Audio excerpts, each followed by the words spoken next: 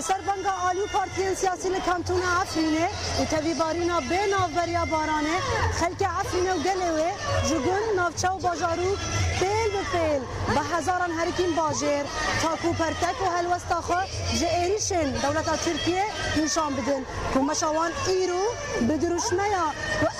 افرینامه هم دفج عفرینه برنادن دست بکر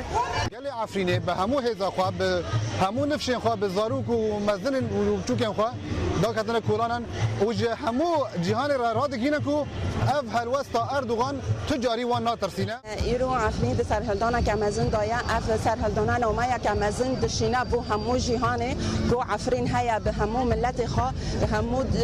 یپگه و یپجه خواه همو هزن کو براوانیش بر ملت خواه بر زمان خواه آخ خواه دیروک خواه دکن تفید هزاران ولاتی بر پرسین رهبری خسر و سرکردین پارتیین سیاسی تبلیغ شیبون. افسرو که رهبری خسر جی میره مرا آخفی. ام وقت گله عفرینه ام وقت همی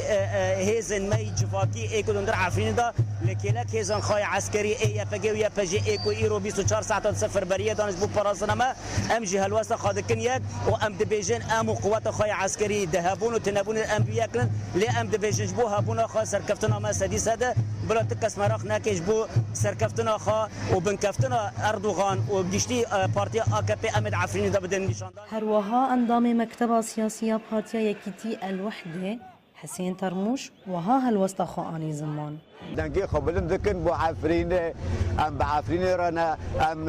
ایرش و گافن حکومت ترکیه سر عفرینه و باکوری سوریه شرمزاد کن دمشه دا پیکاتای عرب ناراضیبونا خوش گفین ترکیه دربرین و ایریشن سر افرینه شرمزار کرن ام کردو عرب ایریشا ترکیه لسر خاکا خوش شرمزار دکن و ام جردوغار دبیجن هول نده گوت پایبونا با پیرین خوی عثمانیان وگرینه جبرگو ام دست به دست لویده بروانی دبر خاکا خودکن ببراتیا گلان گلی افرینه داکت کولانان و نامه خو وگود